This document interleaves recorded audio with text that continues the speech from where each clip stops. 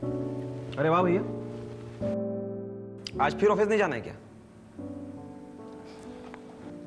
नहीं यार, वो मेरे ऑफिस वाले प्रोसेस में स्टैंडर्डाइजेशन ला रहे हैं तो वर्कलोड है ही नहीं। मैंने सोचा तब तक घर के थोड़े पेंडिंग काम निपटा लूं। वाह भैया, क्या जॉब है आपकी, बढ़िया सैलरी, उससे भी बढ़िया इंसेंटिव्स, और फिर जी भर की छुट्टियां भी।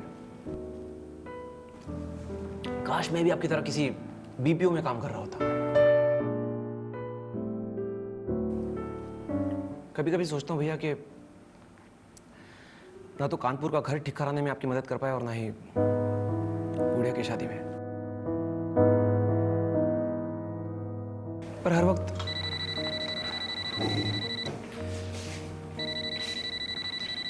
फिर गाली देगा साला। जी सर। जय, कल कितना उठा है? सर 2। तेरा डीआरआर कितना है? सर 5। तो बाकी के 3 क्या मैं उठाना हूं तेरे लिए? नहीं सर, वो नहीं सर, वो क्या? जय, 6 महीना हो गए तुझे और कभी भी तूने अपना टारगेट अचीव नहीं किया है। सर मैं क्या करूं, सारे कस्टमर्स आरटीपी हो रहे हैं, फिर रिसेशन की वजह से कोई भी कस्टमर। सारा रिसेशन क्या तेरे लिए है? बाकी के लोग कैसे कर रहे हैं अपने नंबर्स? नहीं, तेरे बस की बात नहीं है तो बता दे, किसी और को एलोकेट कर देते हैं तेरे केसेस। सर मैं कोशिश तो कर रहा हूं सर। जय, कोशिश नहीं चाहिए मुझे, नंबर्स चाहिए। तुम लोगों ने मजाक बना के रखा है। देख जय, ऑलरेडी मैं तुझे बहुत वक्त दे चुका हूं, अब और नहीं। Now it's time to deliver. कुछ भी कर जय, समझ रहा है ना? वरना बेटा तू तो गया। जी सर।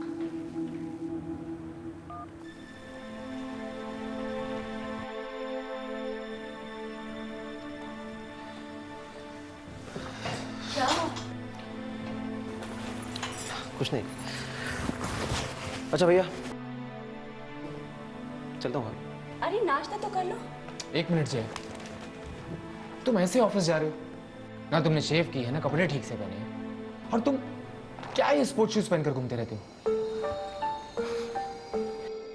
भैया हमारे धंधे में सिर्फ पैसा मैटर करता है, ये सब कोई नहीं देखता। चलता हूँ।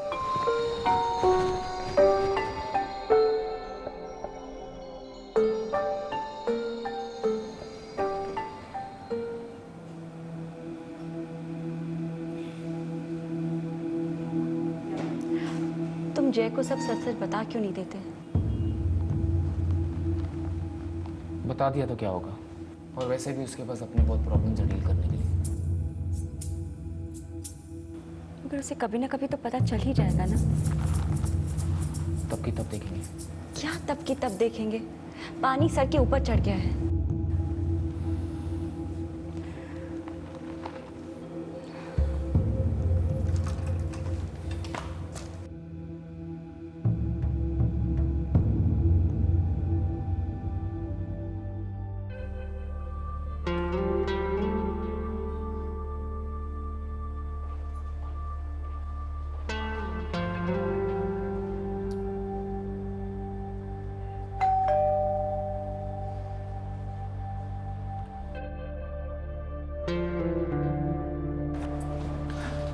जी, किससे मिलना है आपको?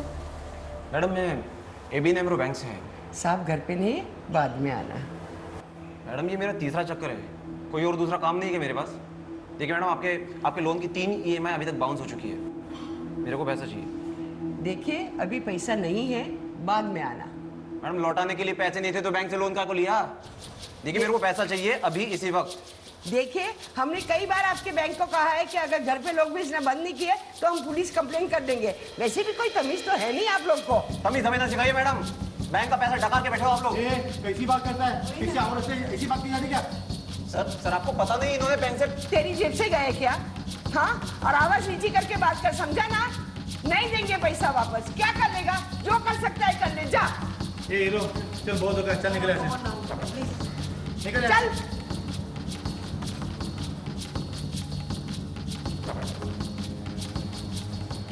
लेट सामने रोज अखबारों में पढ़ते हैं इनके बारे में। अरे every day this न्यूसेंसेस।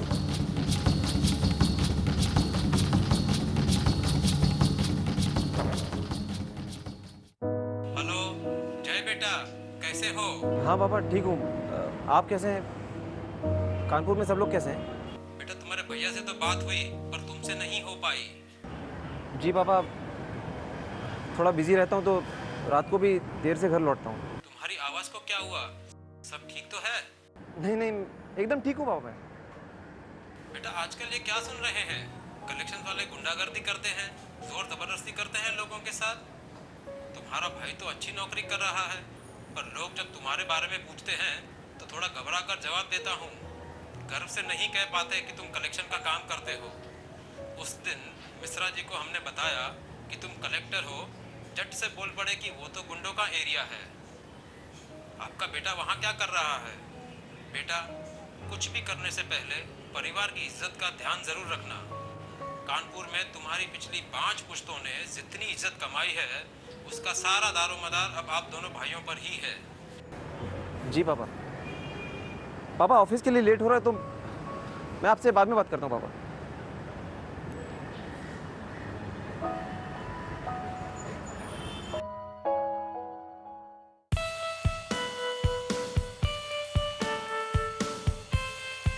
Malhotra ji, last week तक नहीं लग रहा था कि हम टारगेट्स अचीव कर पाएंगे, पर थैंक्स टू सूबेदार। ये तो सूबेदार है जो ओवर अचीव कर लेता है, या नहीं तो कुछ नहीं होना था। हर महीने वही ड्रामा होता।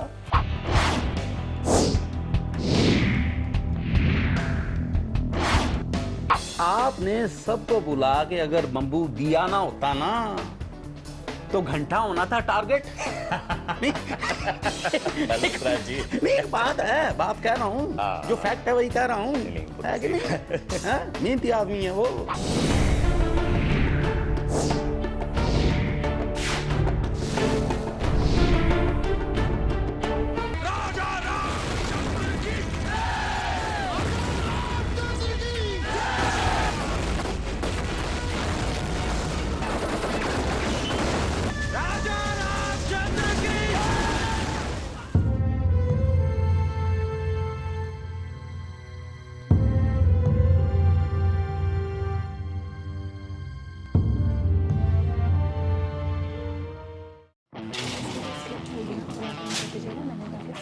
जयराम जी की मीनू जी, जयराम जी की सूबेदार साहब, खुश रहे, हमेशा ऐसे ही मुस्कुराती रहे। क्या बात है, आप तो बहुत स्मार्ट लग रहे हैं इस आर्मी यूनिफॉर्म में। यो तो इस यूनिफॉर्म का चकाचक कमाल है। जंग हो या जश्न, तैयारी में कोई कमी नहीं होनी चाहिए। जयराम जी की चले अंदर। हाँ जी, पहले आप। पहले आप। नहीं, आज तो आपका दिन है, पहले आप। मीनू जी नहीं, पहले आप। ओ भाई तालियां एवरीबॉडी।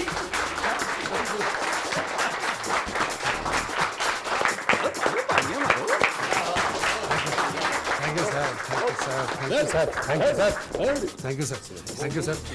अब स्पीच होगी इनकी। वो तो होगी ही, पर ठीक है यार, बनता है। क्या खाक बनता है? अब इसमें क्या प्रॉब्लम है जय? कुछ नहीं, कोई प्रॉब्लम नहीं है। अटेंशन प्लीज दोस्तों, हमारे सूबेदार साहब ने वंस अगेन कमाल कर दिखाया है। इस बार भी टारगेट्स ओवर अचीव कर दिए। तालियां।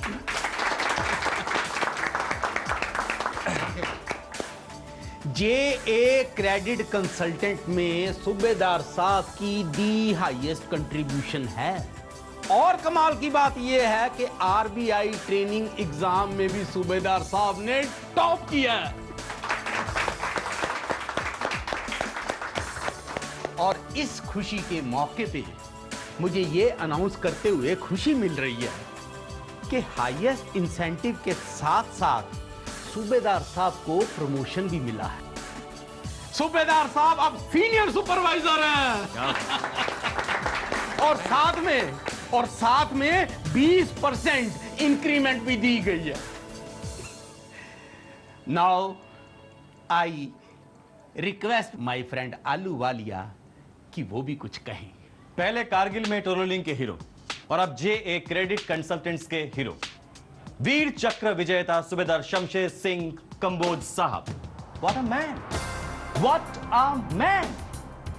हर बार जबरदस्त बमबारी करते हैं ये, जबरदस्त।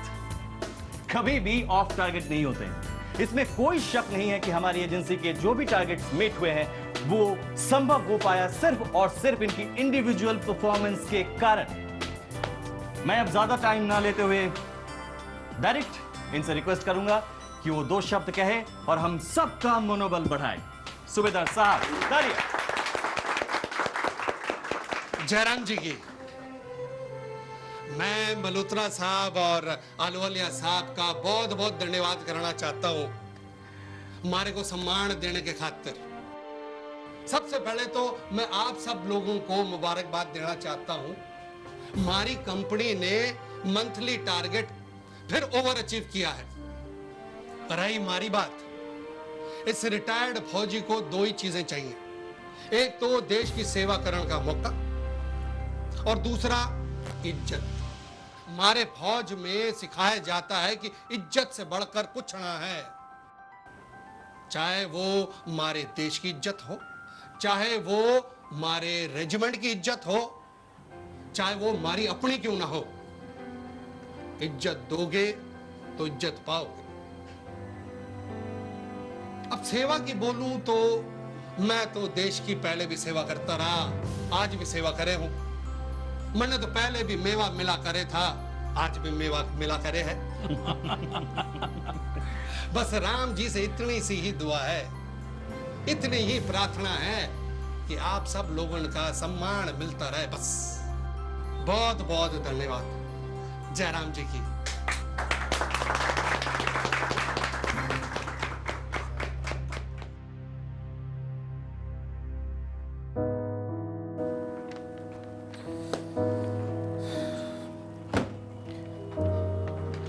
ये ले जय।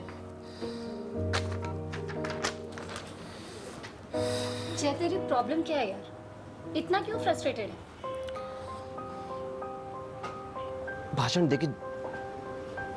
भाषण देके जिसे देखो वो नेता बन जाता है। तो हम लोग क्या तेल बेचने आए? देश सेवा। अरे काहे की देश सेवा?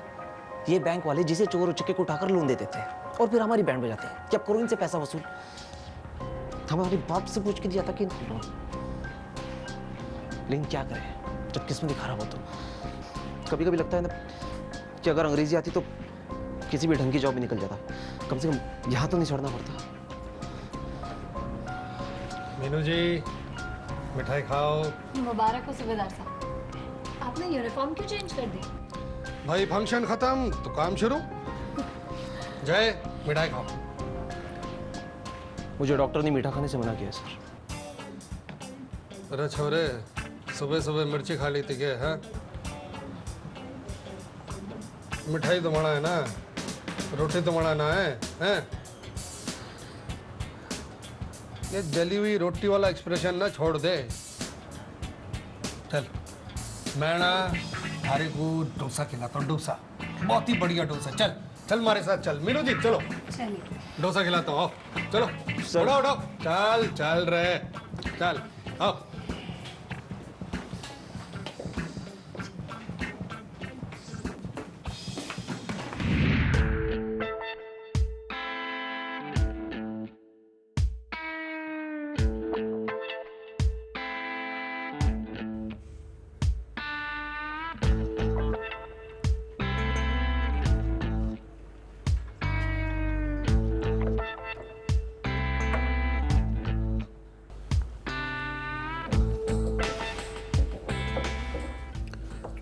डोसा जल्दी बनाना। हाँ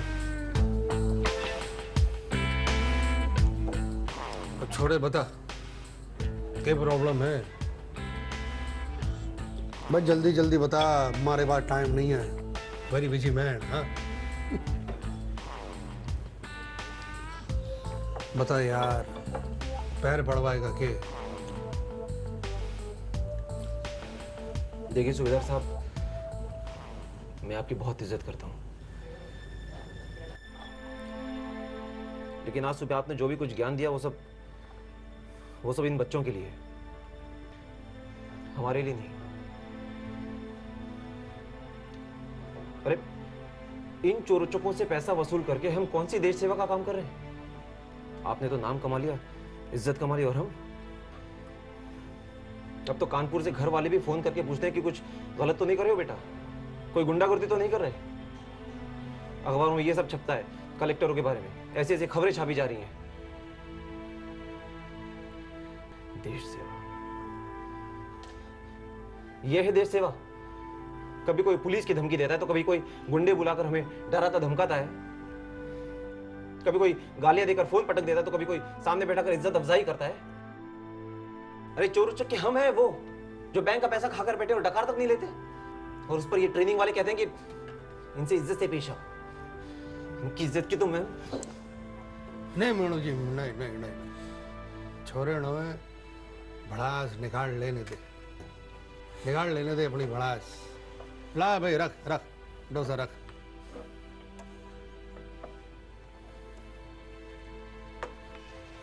ला रख।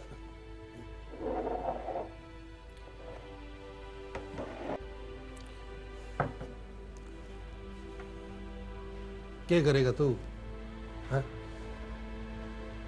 उनकी इज्जत की बैंड बजाएगा, राइट? और ठीक है, बहुत खून जला लिया, अब रोटी और डोसा खा ले, डोसा। चल चल चल। आप क्यों मुझे खिलाने पर तुले हुए हैं? मुझे भूख नहीं है, आज का दिन खा गया मुझे। भाई खाना तो खाना पड़ेगा, गुस्सा करने वास्ते भी ताकत तो चाहिए ना, है ना? चल खा ले खा ले खा ले, चल।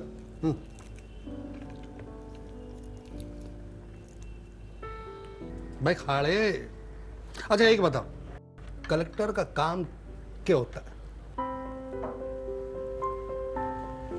मतलब जॉब प्रोफाइल क्या होता है, ये मैंने बता। कमबख्त डिफॉल्टिंग कस्टमर से पैसा वसूलना। और ये कमबख्त कस्टमर करे क्यों डिफॉल्ट? ये तो भगवान जाने। मुझे तो सबके सब चोर लगते हैं, और वैसे भी मुफ्त का पैसा किसे अच्छा नहीं लगता। Very good very good very good Meenu ji, बहुत ही बढ़िया बहुत ही बढ़िया। अगर ये सब चोर हैं तो आप बताओ इन्हें बैंक पैसा क्यों देता है? बताओ। पता नहीं, शायद नोट बांटने का भी टारगेट मिलता होगा इनके किसी डिपार्टमेंट।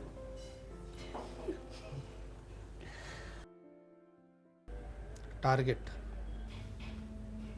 कारगिल की लड़ाई में ना टोलोलिंग 16,000 फीट की ऊंचाई पे एक छोटी सी चट्टान से टोलोलिंग, जिसे दुश्मन ने कब्जा करके रखा हुआ था, और 510 किलोमीटर लेह श्रीनगर का हाईवे पूरी की पूरी उनकी मुट्ठी में थी।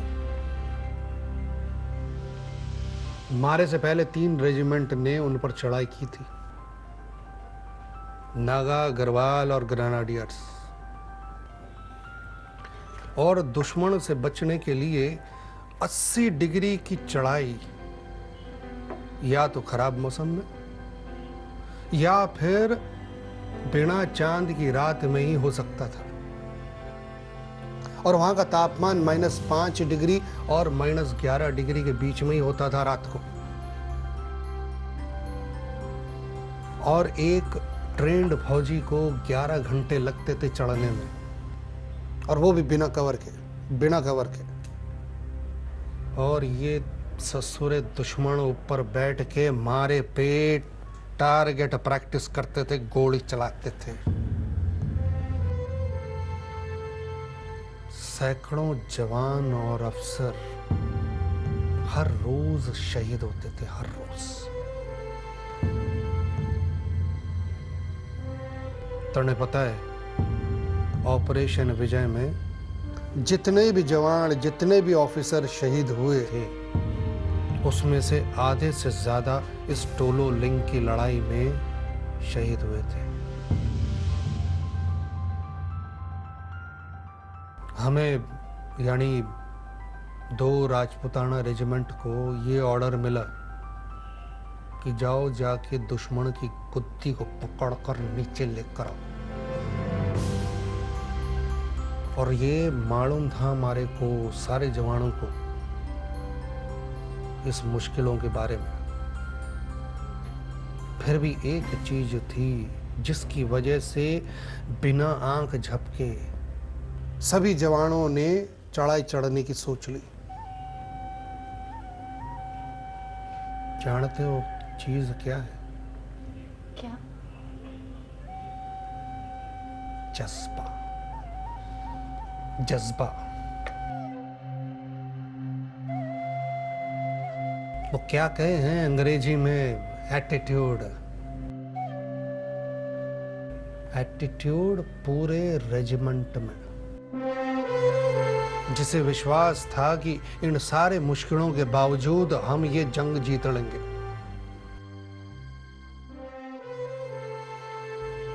कि हमारे पास वो ताकत है ये सब करने की।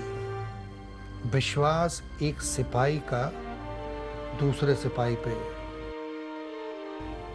कि हमारे पास वो ताकत है यह सब करने की।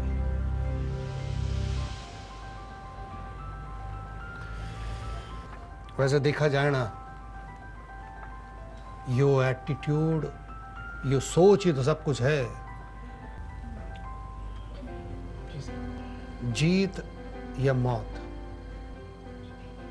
अगर तुम सोचोगे कि मैंने जीतना है तो जीत जाओगे। अगर सोचोगे कि मैं मर जाऊंगा तो मर जाओगे।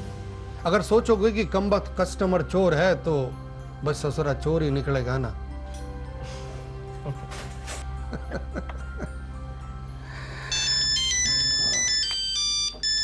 अरे भाई मैंने तो जाना है, एक कॉल पे जाना है। हाँ अरे सूबेदार साहब, अपनी बात तो पूरी करते जाइए। अरे वो सब तो बाद में भाई, वर्क कम फर्स्ट, ये कहते हैं ना अंग्रेजी में। जी। काम पहले। हाँ क्यों? वो सब तो बाद में, कभी चाय पे हो जाएगी, है ना? जी बिल्कुल, क्यों नहीं। लेकिन आप जा किस तरफ रहे?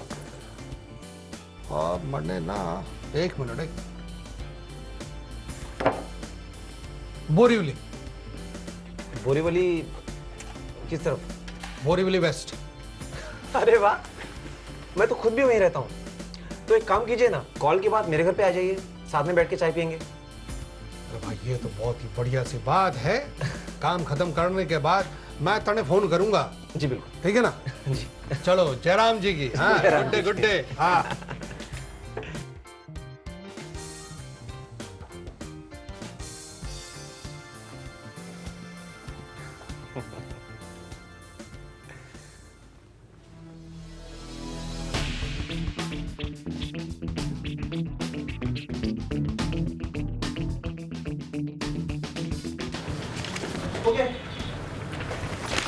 आराम से, जल्दी क्या है? आखिरी लोकल तो 1:40 की होती है। फिल्म नहीं देखी क्या? पता है बाबा, लेकिन कहीं ऐसा ना हो कि सूबेदार साहब को मेरी वजह से इंतजार करना पड़े। अचानक से सूबेदार साहब की बड़ी चिंता हो गई। कुछ भी कहो यार, वो आदमी है बड़े सॉलिड। वो क्या फलसफा है ना उनका, कि अगर सोचो कि मर जाएंगे तो मर जाओगे, और अगर सोचो कि जीत जाएंगे तो जीत जाओगे। बात में दम तो है, ये एटीट्यूड ही सब कुछ है। और मुझे वो इंसान भी बहुत अच्छे लगे। आज सुबह से मूड की वाट लगी हुई थी। उन्होंने 1 मिनट में मेरा मूड ठीक कर दिया। पता है मीनू, मुझे लगता है कि मैं उस इंसान से बहुत कुछ सीख सकता हूँ। बेशक। अब अगर फिलॉसफी खत्म हो गई हो तो चले, स्टेशन तक तो साथ चल ही सकते हैं। जरूर।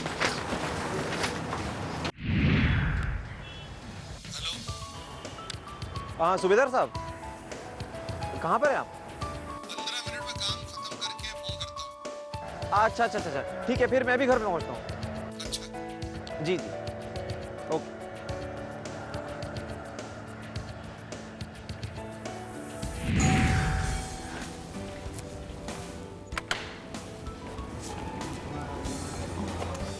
भाभी जल्दी से 2 कप चाय बना दो, मेरे बहुत अच्छे सीनियर है।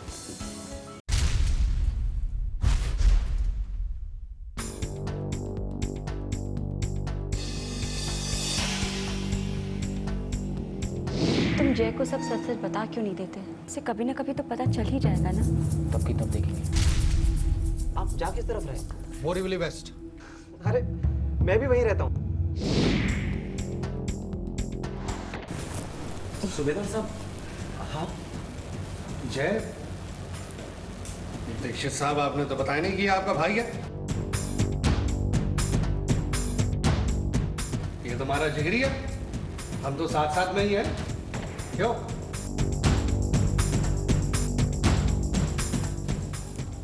जी हमें क्या पता था, हमारे लिए तो आप बैंक से थे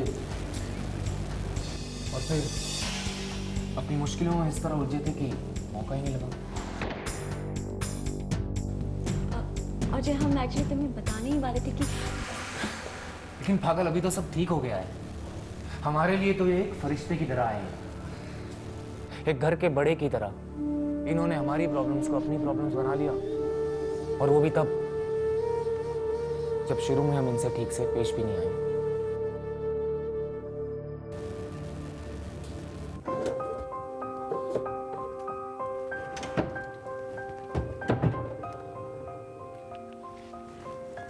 हेलो,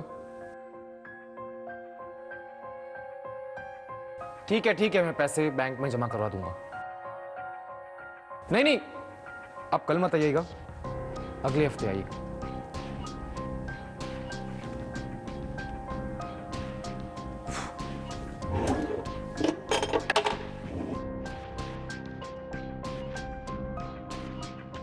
मैं अभी बिजी हूं, बाद में फोन करना।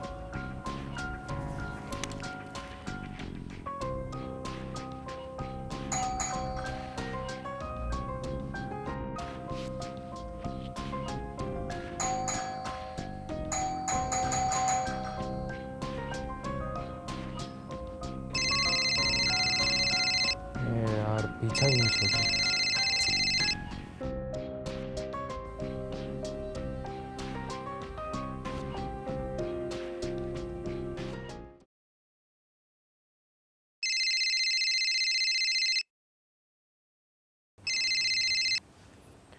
हेलो सर जी, आप अभय दीक्षित साहब बोल रहे हैं?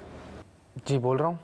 सर जी, मैं Shamsher Singh Kamboj ABN AMRO bank की तरफ से आपका वो। देखिए मैंने आपसे कितनी बार कहा है, इस वक्त मैं बिजी होता हूँ, आप मुझे बाद में फोन कीजिए। सर जी, ये छुपन छुपाई कब तक चलेगी? मने भी मालूम है कि आप एक शरीफ इंसान हो, शरीफ आदमी हो और बैंक का पैसा नहीं खाना चाहते हो। हमारे को भी आदमी की इतनी तो पहचान है। आप एक बारी हमारे से मिल लो, हो सकता है कि मैं आपकी मदद कर सकूं। क्यों? ठीक है, आप कल शाम 4:30 बजे आ जाइए। अच्छा ठीक है जी, बहुत ही धन्यवाद। बुरा ना लगे तो मैं आपका पता कंफर्म कर लूं?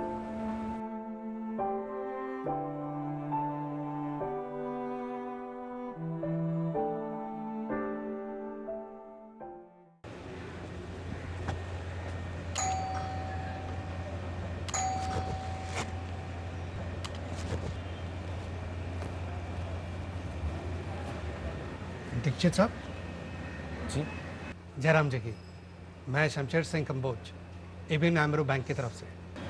आपसे फोन पे बात हुई थी? जी आइए, अंदर आइए।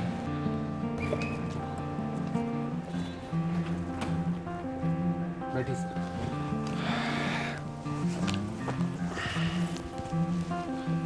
सर जी, ये हमारा आई कार्ड है और ये हमारे बैंक का ऑथराइजेशन लेटर। ये मेरी मिसेस जयराम जी की।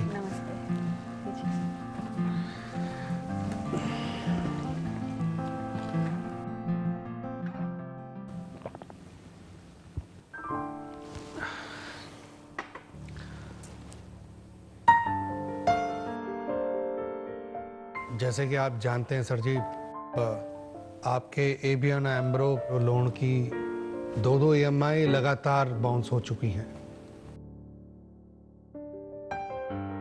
इसी सिलसिले में आपसे बात करने आया हूं। मैं जानता हूँ, हम आपकी दोनों किस्तें भर देंगे, बस थोड़ा वक्त चाहिए। दीक्षित साहब, बुरा मत मानिए, इस देरी में आप ही का नुकसान है। क्या मतलब? शायद आप जानते होंगे कि आजकल बैंक्स अपने अपने कस्टमर के डेटा सिविल ब्यूरो के साथ शेयर करते हैं और इसी डेटा के आधार पर आपका और हमारा क्रेडिट वर्दनेस तय होता है। अब किश्त देने में कहीं देरी हुई तो आपके क्रेडिट वर्दिनेस में बहुत बुरा असर पड़ेगा। मैं आपकी बात समझता हूँ, लेकिन इस वक्त हम बड़ी मुसीबत में हैं। ये तो मैं पहले से जानता था। आप जैसे पढ़े लिखे और समझदार लोग सोच समझ कर ही लोन लेते हैं, पर मुसीबत कहीं पता पूछकर थोड़ी ना आती है। वो तो है, हमने भी लोन लिया था कि कानपुर का पुश्तैनी मकान ठीक कराएंगे और इनकी छोटी बहन की शादी कराएंगे। इनका काम बहुत अच्छा चल रहा था, तो हमने सोचा 1-2 साल में लोन चुका देंगे, लेकिन रिसेशन की वजह से इनकी नौकरी चली गई। ये तो बहुत ही बुरा हुआ। वैसे हालात भी बहुत बुरे हैं। बहुत लोगों को इस रिसेशन की वजह से मुसीबत झेलनी पड़ रही है। देखिए, नौकरी तो हम ढूंढ ही रहे हैं, देर सवेर मिल ही जाएगी। दिक्कत तो ये है कि 3 महीने की नोटिस पे जो हमें कंपनी से मिलने वाली थी, अब वो देने में भी कंपनी टाइम लगा रही है। कह रहे थे कि 1-2 महीने और लगेंगे। वो पैसे अगर मिल जाते तो नौकरी मिलने तक थोड़ी सहूलियत हो जाती। हाँ, मैं जान हूँ सर जी। आदमी को अपना घर भी चलाना होता है। वैसे बुरा ना माने तो आप किस कंपनी में काम करते थे? कि स्मार्ट नेट कॉप। अरे वही जो जिसका ऑफिस गोरेगांव में पड़े है? पढ़ता है नहीं सर, पढ़ता था। वो ब्रांच बंद हो चुकी है। पर वो एचआर में एक बंगाली बाबू हुआ करते थे, क्या नाम है उनका?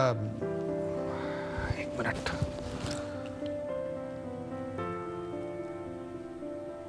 अमित मुखर्जी।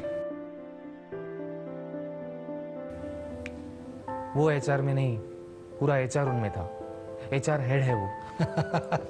मैं जानू बहुत ही बड़े मानुस हैं वो। वैसे आप बुरा ना माने तो आपके ड्यूज के बारे में मैं बात करूं उनसे?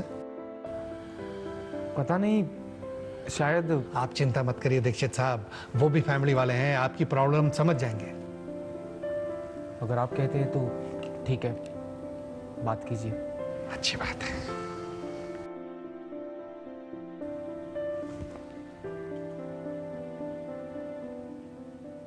जयराम जी की मुखर्जी साहब।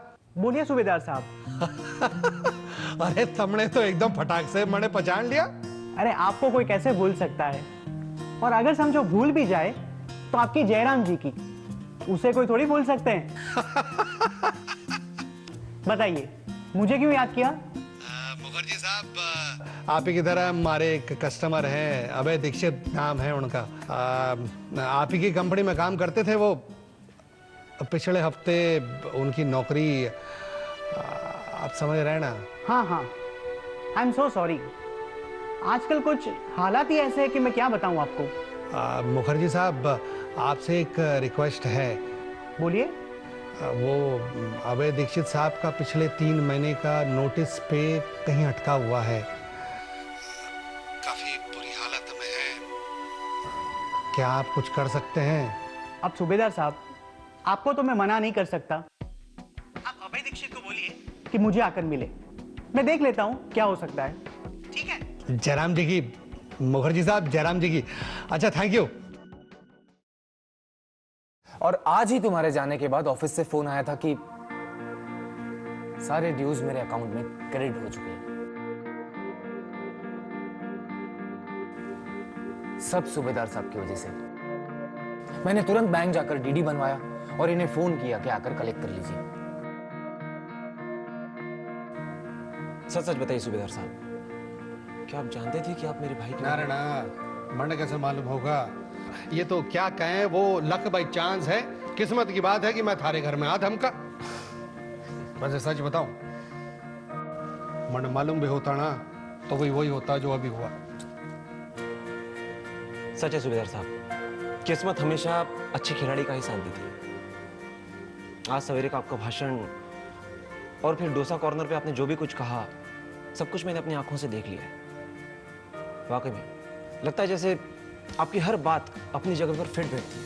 आपका तरीका ही सही है, लेकिन एक गुजारिश, आप बस मुझे अपना चेहरा बना दो। भाई, मैं तो सबको कहता रहता हूं, पर हमारी बात तो कोई मानता ही नहीं है। मैं तो देश की सेवा करे हूं और ये ससुरा मेवा तो अपने आप ही मिलता रहता है यार।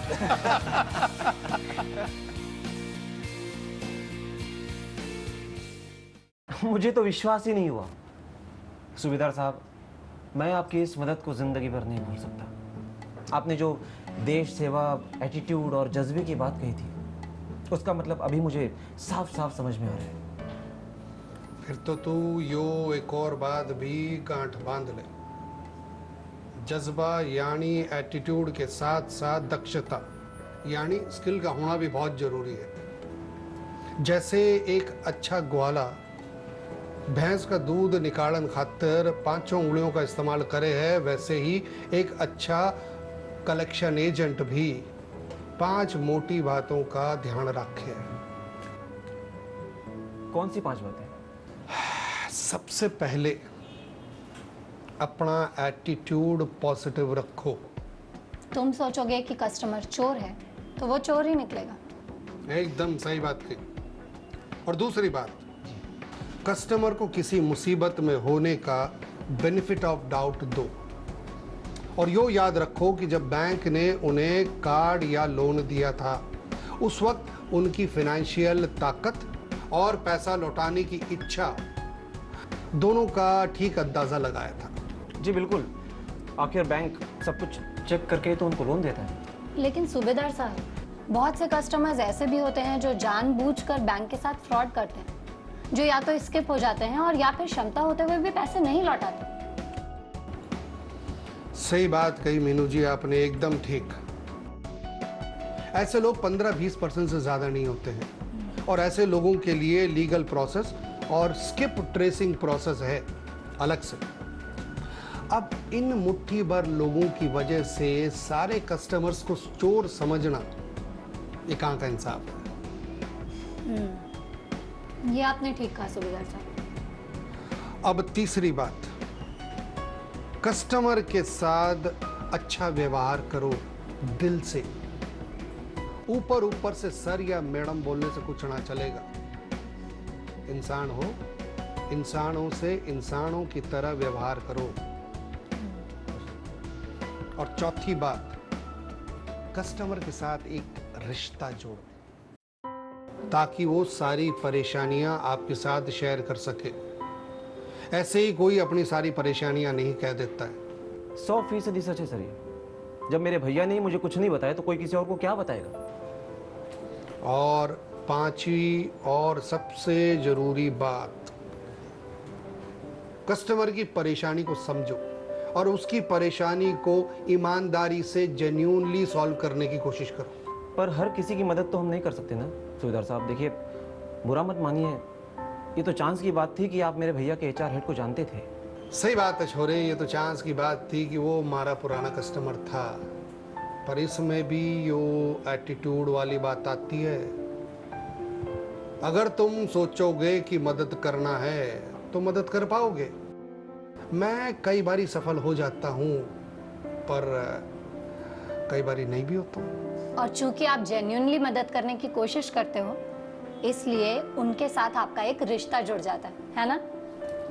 एक बात सही कही इस छोरी ने, एकदम सही कही इस छोरी ने। कस्टमर के बाद जैसे ही रकम आ जाती है ना, वो मारे को सबसे पहले बुला के पैसा दे देता है, चाहे दूसरे बैंकों के बदतमीज कलेक्शन एजेंट उनके पीछे पड़े रहे। मतलब जरूरी ये नहीं कि हम लोग कस्टमर की मदद कर पाए, बल्कि जरूरी ये है कि हम उसकी मदद करने की कोशिश करें ताकि कस्टमर को भी ऐसा लगे कि हम उसकी तरफ से हैं। वाह रे वाह छोरे, तूने तो एकदम सही बात कही। अब तो तू सारी बात समझ गया।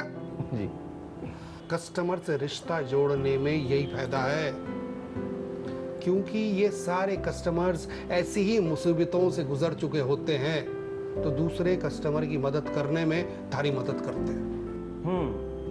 तभी तो मुखर्जी साहब आपको ना नहीं कर पाए। जरा सोचो, हम लोग हर रोज कितने कस्टमर से मिलते हैं, अलग अलग इंडस्ट्री में। कोई बिजनेस में है, कोई IT में है, कोई नौकरी में है, कोई बिजनेसमैन है, कोई तेल बेचने वाला, कोई मिठाई बेचने वाला, कोई केमिकल में है, कोई FMCG में है। हर किस्म के, हर इंडस्ट्री के कस्टमर से हम मिलते हैं। अगर इन सब से हमारा रिश्ता हो जाए तो सोचो कि दुनिया की ऐसी कौन सी प्रॉब्लम है जो हम सॉल्व नहीं कर सकते। तेरी की, ये तो मैंने सोचा ही नहीं था। थारे को क्या लगे है आरबीआई की ट्रेनिंग जिन लोगों ने बनाई है वो थारे से और मारे से कम समझदार है। उनकी बातों को गंभीरता से लो, अमल में लाओ, इम्प्लीमेंट करो और ऐसी छोटी छोटी बातों को ध्यान में रखो तो भैंस अपने आप दूध देना शुरू कर देगी। अब से तो बस आप ही की दिखाई राह चलनी है गुरुजी। क्यों जय? बिल्कुल, और जहां कहीं बैठ के सीधे इनके चरणों में। अभी तो आपसे बहुत कुछ सीखना है, जिंदगी और कलेक्शंस दोनों के बारे में। इसी बात पर बोलो रामचंद्र की जय।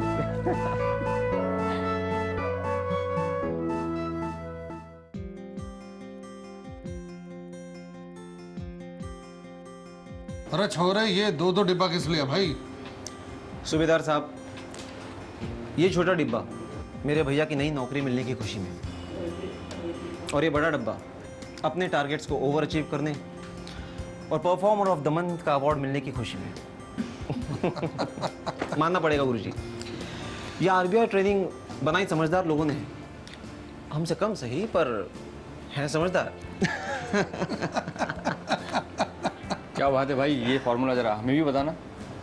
कुछ नहीं यार, बस एक ग्वाले की नसीहत पर चलता हूँ और जिंदगी में तंदुरुस्त और खुशहाल रहता हूँ। 5 सरल फंडे हैं। सबसे पहला, अपना एटीट्यूड पॉजिटिव रखो। दूसरा फंडा, कस्टमर को किसी मुसीबत में होने का बेनिफिट ऑफ डाउट दो। तीसरा फंडा, कस्टमर के साथ हमेशा अच्छा व्यवहार करो, दिल से। चौथा फंडा, कस्टमर के साथ एक ऐसा रिश्ता जोड़ो कि वो तुमसे अपनी हर समस्या, अपनी हर परेशानी बांट सके। और पांचवा फंडा, कस्टमर की हर परेशानी को, उसकी समस्या को सुलझाने में पूरी ईमानदारी से मदद करो। बस इन छोटी छोटी बातों का ध्यान रखने से भैंस अपने आप ही दूध देने लग जाएगी। क्या बात है, वाह क्या बात है। इस शहर के नए कलेक्टर पापा पेंचो हम हैं।